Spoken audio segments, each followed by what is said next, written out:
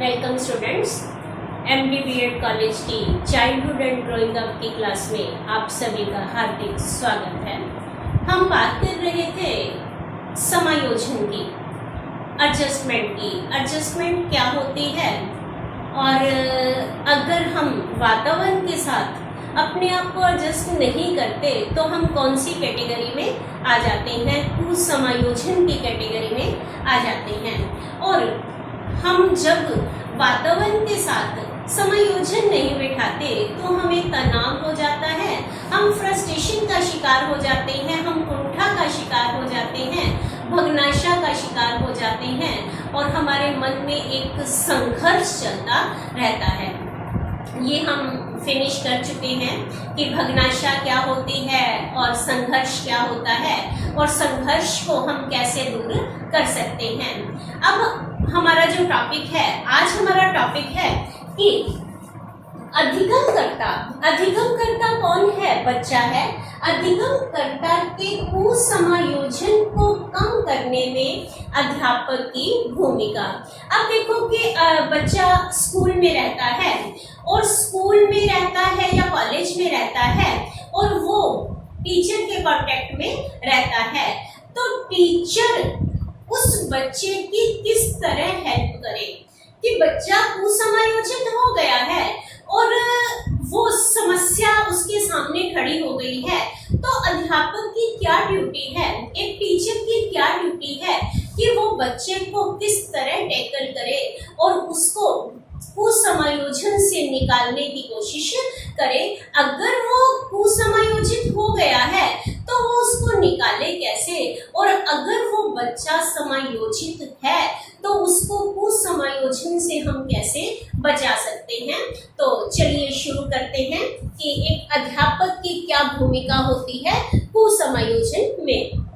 देखिए कि पहला पॉइंट क्या है, विद्यालय के आसपास के वातावरण को दूषित नहीं होने देना चाहिए। देखिए कि विद्यालय, सबसे पहला जो काम हमने क्या करना है कि विद्यालय का जो आसपास का वातावरण है, उस वातावरण को हमने देखना है, उस पर्यावरण को हमने देखना है कि कहीं वातावरण, बाहर के वातावरण में कहीं कोई गड़बड़ी तो नहीं है। तो गड़बड़ी का क्या मतलब है? कई बार ऐसा होता है कि जिस विद्यालय में हम पढ़ते हैं ठेले वाले खड़े हो जाते हैं और कुछ ऐसे लोग वहां पे आ जाते हैं जो नशे का शिकार है, नशा बेचा जाता है और नशा खरीदा जाता है। या फिर जो विद्यालय है, विद्यालय के आसपास, वैसे तो कोशिश यही होनी चाहिए कि हमारा विद्यालय शहर के शोरगुल से बहुत ही दूर होना चाहिए।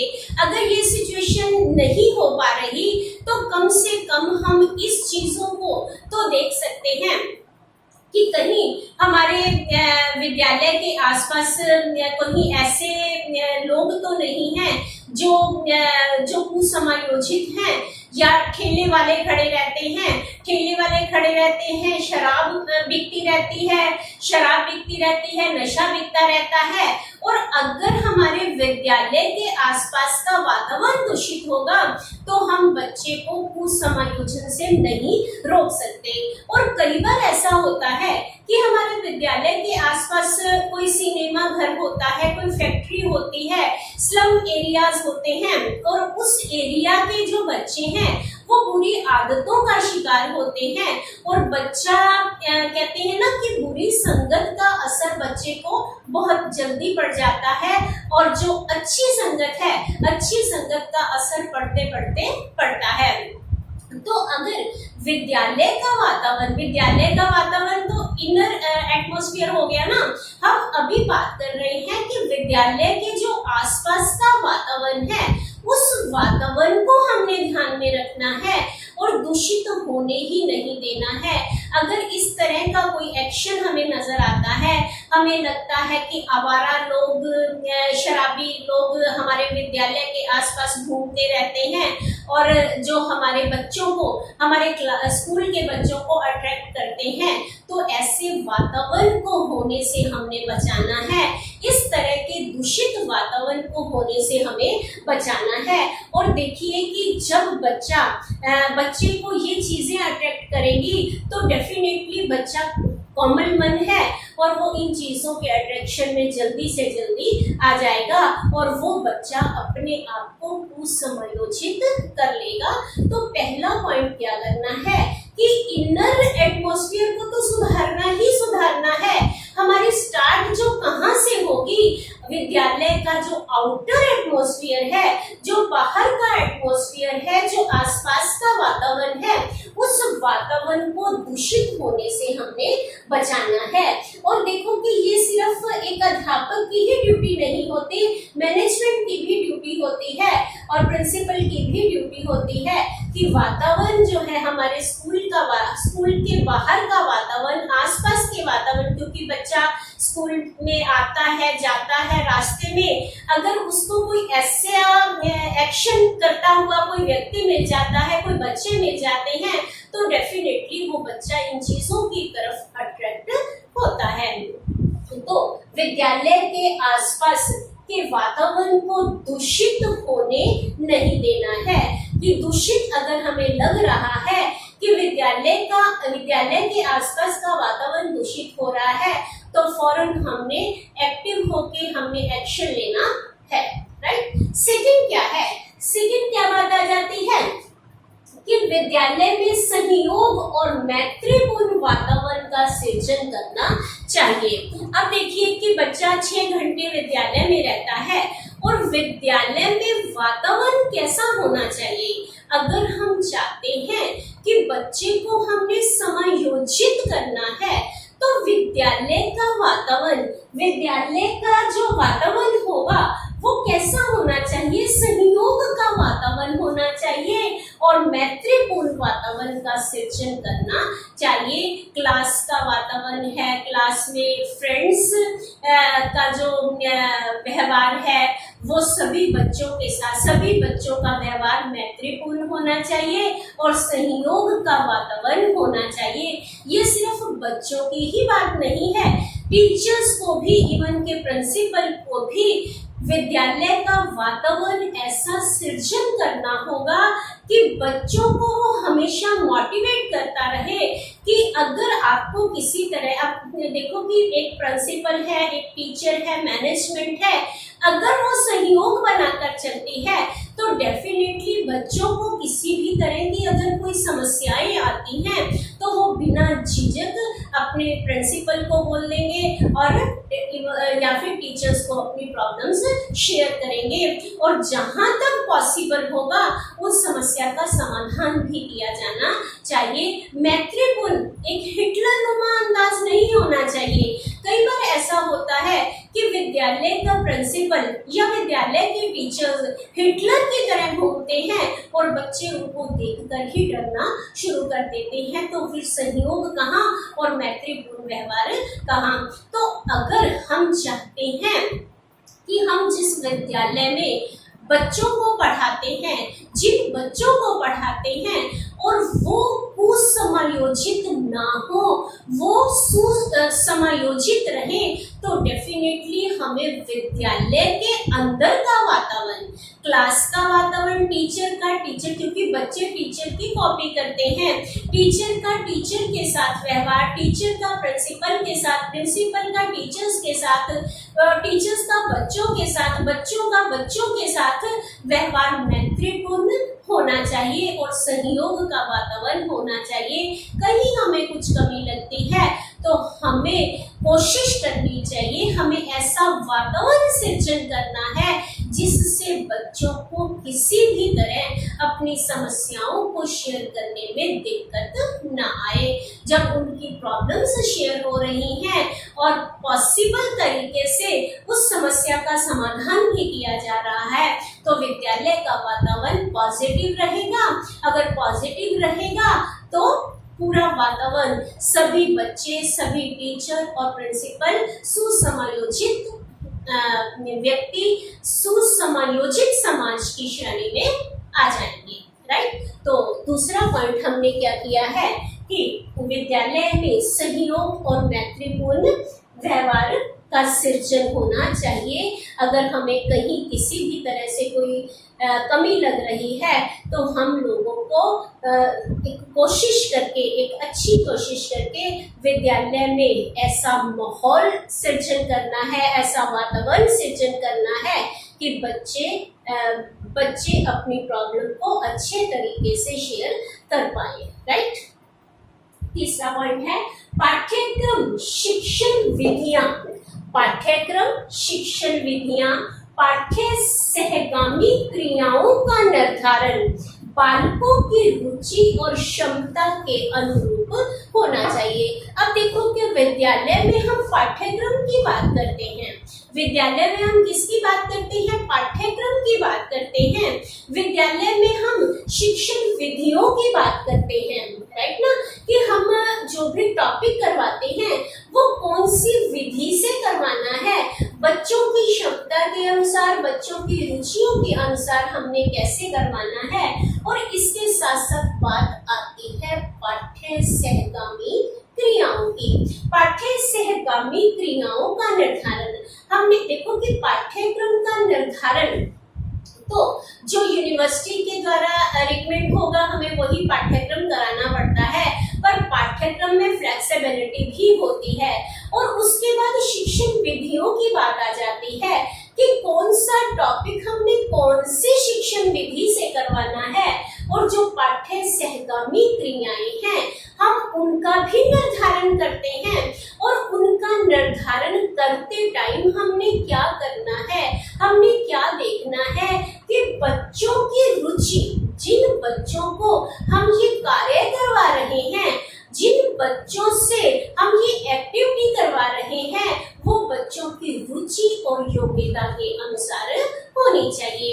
अब देखो कि अगर पाठ्यक्रम शिक्षण विधियां और इसके साथ साथ पाठ्य सहगामी क्रियाएं बच्चों की रुचि के हिसाब से होंगी, बच्चों की योग्यता के हिसाब से होंगी, तो बच्चे बढ़ चढ़कर इन क्रियाओं में भाग लेंगे और ज्यादा से ज्यादा शिक्षण पाठ्यक्रम में शिक्षण विधियां उनकी योग्यता के अनुसार होंगी, उनकी रुचियों के अनुसार होंगी, तो डेफिनेटली वो ज्यादा से ज्यादा अधिगम में रुचि लेंगे।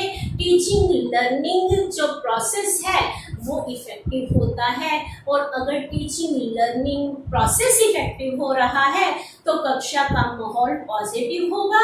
कक्षा का माहौल पॉजिटिव होगा तो डेफिनेटली कहीं भी बच्चा कुसमायोजित नहीं होगा।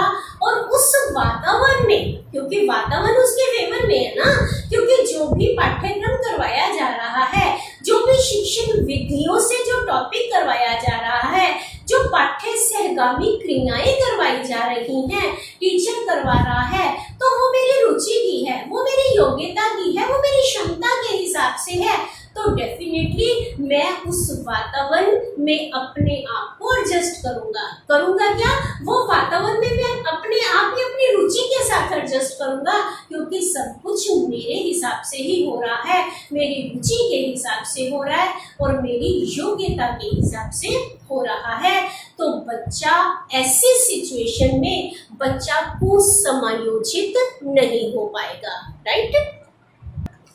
अब फोर्थ पॉइंट हम करते हैं कि बालकों के अभिभावकों से संपर्क स्थापित किया जाना चाहिए।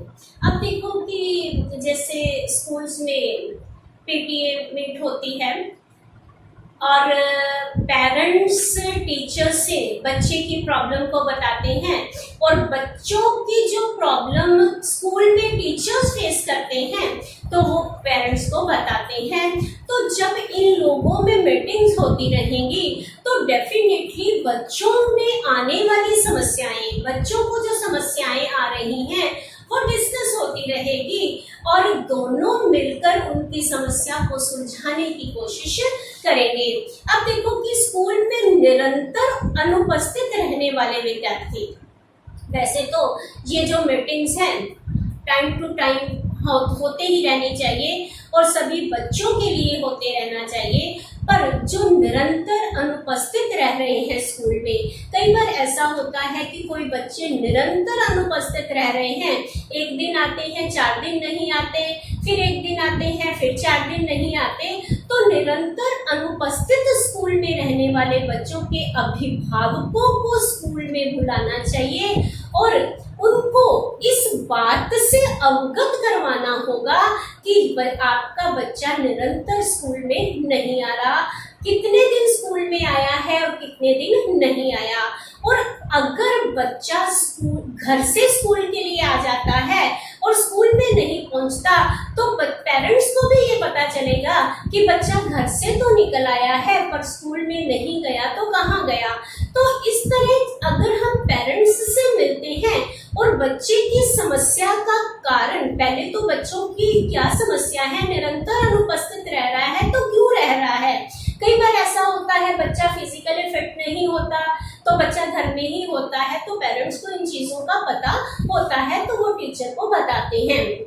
तो जो बच्चा निरंतर अनुपस्थित रह रहा है तो क्यों रह रहा है, और मिलजुल कर इस समस्या का समाधान खोजा जाता है और खोज कर बच्चे के अनुपस्थित रहने के कारणों को जांचकर अगर उसमें किसी तरह की कोई समस्या है या बुरी आदतों का शिकार वो बच्चा हो रहा है, स्कूल से घर से स्कूल आ जाता है और घर से स्कूल की तरफ निकलता है और स्कूल में नहीं चलता, तो डेफिनेटली वो बुरी आदतों का शिकार होता जा रहा है और उसकी समस्या दोनों मिलकर, टीचर्स और अभिभावक दोनों मिलकर उसकी समस्या का समाधान करते हैं, तो उस बच्चे को हम कुसमयोजित होने से बचा सकते हैं। और अगर बच्चे की समस्या का समाधान हम कर सकते हैं, जहां तक टीचर समाधान कर सकते हैं, तो वो टीचर बच्चों की समस्या का समाधान करने की कोशिश करते हैं, और जहां पेरेंट्स कर सकते हैं तो पेरेंट्स बच्चे की समस्या का समाधान करने की कोशिश करते हैं।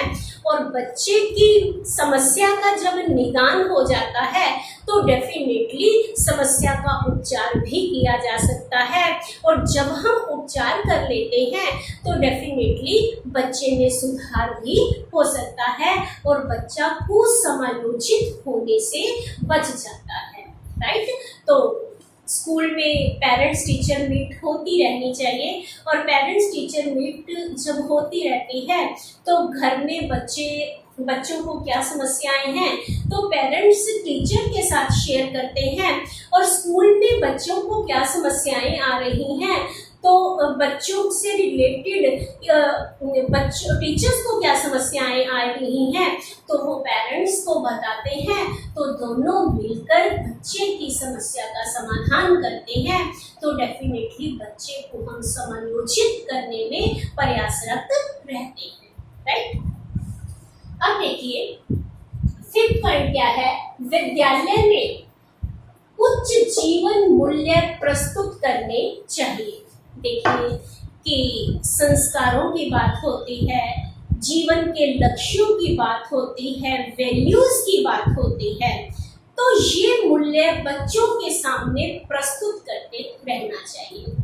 जब असेंबली होती है तो असेंबली में ऐसे लेक्चर्स होने चाहिए, ऐसी जो आदर्श ऐसे व्यक्ति हैं, ऐसे बच्चे जो हैं उनको प्रस्तुत करते रहना चाहिए, तो डेफिनेटली बाकी बच्चे भी मोटिवेटेड होते हैं। किसी ने किसी का भला किया, किसी ने किसी की आर्थिक रूप से सहायता की, तो ये जो छोटी, जैसे क्लास में एक बच्चे के पास पेंसिल नहीं है तो दूसरे बच्चे ने उसको पेंसिल दी, तो अगर हम बच्चे के लिए, देने वाले बच्चे के लिए क्लैपिंग ही करवा देते हैं तो डेफिनेटली बाकी बच्चे भी इससे मोटिवेटेड होते हैं। तो ये जो संस्कार है ना, ये जो मूल्य है ना, ये छोटे छोटे मूल्यों से बड़े बड़े मूल्य बच्चे में सृजित होते हैं।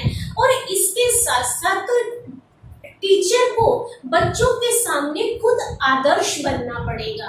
बच्चे क्या करते हैं ना कि टीचर की कॉपी ज्यादा करते हैं, तो टीचर को ऐसे आदर्श प्रस्तुत करने चाहिए और टीचर को भी बच्चों के सामने खुद आदर्श बनना होगा। अगर वो खुद आइडियल बनते हैं तो डेफिनेटली बच्चों में भी वो संस्कार, वो वैल्यूज पैदा किए जा सकते हैं। जब बच्चों में वैल्यूज आ जाती हैं, जब बच्चों में मूल्य आ जाते हैं तो डेफिनेटली बच्चा सुसमायोजित व्यक्ति की श्रेणी में आ जाता है और बच्चा कुसमायोजित होने से बच जाता है, क्योंकि संस्कार हैं, क्योंकि मूल्य हैं। बच्चे को मूल्यों का पता है, बच्चों को संस्कारों का पता है, बच्चों को आदर्शों का पता है। अगर हम बच्चों को बार बार लेक्चर, जैसे असेंबली में हम लेक्चर प्रस्तुत, टीचर्स के द्वारा लेक्चर होने चाहिए, बच्चों के द्वारा लेक्चर होने चाहिए और आदर्श नैतिक मूल्यों के लेक्चर होने चाहिए, तो डेफिनेटली बच्चों में भी वो मूल्य हम सर्जित कर सकते हैं और बच्चे को सुसमायोजित बना सकते हैं। राइट, आगे देखिए, नैतिक, धार्मिक तथा यौन शिक्षा की व्यवस्था। अब देखो कि स्कूल में बच्चों को हम नैतिक शिक्षा दें, धार्मिक शिक्षा देखें। ऐसा है कि धार्मिक का मतलब ये नहीं किसी पर्टिकुलर धर्म उसके प्रति हम पक्षपात करके हम उस धर्म को आगे बढ़ाने की कोशिश करें या उस धर्म की बच्चों को शिक्षा दें, ऐसा नहीं होना चाहिए। एक धर्म का मतलब कि नैतिकता की बातें, संस्कार की बातें, कि ईश्वर सभी के लिए ईश्वर बराबर है और ईश्वर एक है। इस तरह की शिक्षा हमने बच्चों को देनी है, नैतिकता की शिक्षा देनी है और इसके साथ साथ यौन शिक्षा, सेक्स एजुकेशन। अब देखो कि सेक्स एजुकेशन स्कूलों में क्यों जरूरी है, क्योंकि पहले क्या होता था, बच्चों को यौन शिक्षा नहीं दी जाती थी और आधा अधूरा ज्ञान बच्चे को ज्यादा खराब करता है। जब बच्चों को यौन शिक्षा के बारे में, यौन के बारे में शिक्षित कर दिया जाता है और बच्चा भला बुरा खुद समझ लेता है और वो सोच समझकर कार्य करने की कोशिश करता है और वो गलत कार्य कभी भी नहीं करता। तो इसलिए आज यौन शिक्षा को जरूरी बताया गया है कि बच्चों को ये भी शिक्षा देनी चाहिए ताकि बच्चा गलत आदतों का शिकार ना हो। और गलत आदतों, क्योंकि आधा अधूरा ज्ञान जब होता है और जो चीजों को हम छुपाते हैं, जिन बातों को हम छुपाते हैं, बच्चा उसमें ज्यादा घुसने की कोशिश करता है। तो डेफिनेटली स्कूल में हम बच्चों को नैतिक शिक्षा दें, धर्म की, ईश्वर एक है, ईश्वर की सत्ता क्या है उसके बारे में हम बच्चों को एजुकेट करें और इसके साथ साथ यौन शिक्षा भी स्कूल में बच्चों को देनी चाहिए ताकि बच्चा गलत आदतों का शिकार ना हो और आधा अधूरा ज्ञान वो उसके लिए समस्या खड़ी ना कर दे। तो यौन शिक्षा भी बच्चों के लिए बहुत ही जरूरी होती है, वो बच्चे को सुसमायोजित करती है, बच्चों को कुसमायोजित होने से बचाती है। राइट, आगे देखिए, गरीब बच्चों को आर्थिक सहायता देना। अब देखो कि जो गरीब बच्चे हैं, आर्थिक रूप से जो संपन्न नहीं है, और देखो कि एम्बिशंस तो हर एक की होती है, इच्छाएं और रुचियां हर एक की होती हैं, और अगर हम आर्थिक रूप से जो संपन्न बच्चे नहीं हैं उनको हम आर्थिक रूप से सहायता दे देते हैं, उनकी हेल्प कर लेते हैं, तो डेफिनेटली वो गलत आदतों, अपनी जरूरतों को पूरा करने के लिए, अपनी इच्छाओं को पूरा करने के लिए गलत आदतों का शिकार नहीं होते। और इसके साथ साथ ये जो गरीब बच्चे हैं, गरीब बच्चे अगर कोई काम करते हैं, कुछ भी थोड़ा बहुत काम करते हैं, और उनको समय समय पर पुरस्कृत करते रहना चाहिए, उनको पुरस्कार देना चाहिए जिन चीजों की उनको जरूरत है। अब देखो कि अगर हम उन बच्चों को देंगे, कुछ ऐसे ही देंगे, तो हो सकता है कि वो इन चीजों को एक्सेप्ट ना करें। अगर हम उसके कार्य के लिए उनको पुरस्कार देंगे, इनाम देंगे, तो इनाम को वो खुश होकर लेंगे। तो क्योंकि उनको ये लगेगा कि ये तो मेरे कार्य के लिए मेरे को इनाम दिया गया है। तो वो अब देखो, जो भी हम बच्चे को दे रहे हैं, कोई प्राइज दे रहे हैं, प्राइज अगर हम उसकी ज़रूरत का दे देते हैं तो डेफिनेटली उसकी ज़रूरत पूरी हो जाती है और वो बच्चा उस समायोजित होने से बच जाता है। अगर कोई चीज़ वो लेना चाहता है, उसको ज़रूरत है, वो पूरी नहीं कर पाता और उसको इनाम के रूप में वो चीज़ें मिल जाती हैं तो उसकी ज़रूरत पूरी हो जाती है और वो समायोजित नहीं होगा, वो गलत बातें नहीं करेगा, वो चोरी नहीं करेगा और चोरी करके अपनी ज़रूरत को पूरा नहीं करेगा, क्योंकि उसकी ज़रूरत पूरी हो गई है, उसने अच्छा काम किया और स्कूल वालों ने उनको रिवार्ड दी। राइट, आगे है व्यावसायिक शिक्षा तथा हॉबी क्लासों की व्यवस्था। अब देखो कि बच्चों को व्यावसायिक शिक्षा भी देनी चाहिए। बच्चे जिस व्यवसाय में जाना चाहते हैं, बच्चे की रुचि के हिसाब से, बच्चे की योग्यता के हिसाब से बच्चों को हम व्यावसायिक शिक्षा देते हैं और साथ साथ हॉबी क्लासेस भी अगर विद्यालय में व्यवस्था हो जाती है तो बच्चा, कहते हैं ना कि खाली मन शैतान का घर होता है, और बच्चे अपनी हॉबीज क्लासेस में अपनी हॉबीज को पूरा करने में लग जाएंगे तो डेफिनेटली उनका मन खाली नहीं रहेगा और वो गलत आदतों का शिकार नहीं होगा, गलत कार्य नहीं करेगा। तो इसलिए स्कूलों में बच्चों को व्यावसायिक शिक्षा भी देनी चाहिए और साथ के साथ हॉबी क्लासेस की भी व्यवस्था होनी चाहिए। तो डेफिनेटली अगर हम इन विधियों को अपनाते हैं, जितनी भी हमने ये 8 विधियां बताई हैं, 8 जो कार्य बताए हैं, कि अगर हम यही कुछ स्कूल में कर देते हैं तो डेफिनेटली एक टीचर की भूमिका बहुत ही वैल्यूएबल हो जाएगी और वो बच्चों को सुसमायोजित बनाने में महत्वपूर्ण भूमिका अदा कर पाएगा। तो डेफिनेटली यहाँ टीचर की ड्यूटी बहुत ही हार्ड हो जाती है। एक टीचर बच्चे को बना भी सकता है और एक टीचर बच्चे को बिगाड़ भी सकता है। तो एक टीचर अगर ये कोशिश करता है, एक स्कूल अगर ये कोशिश करता है तो डेफिनेटली हम बच्चों को कुसमायोजित होने से बचा सकते हैं और बच्चे का विकास कर सकते हैं। बच्चे को कुसमायोजित की जगह पे सुसमायोजित की श्रेणी में ला सकते हैं। राइट, और इसी के साथ ही हम लोगों का ये टॉपिक फिनिश होता है। कल मिलते हैं एक नए टॉपिक के साथ। Thank you, have a nice day.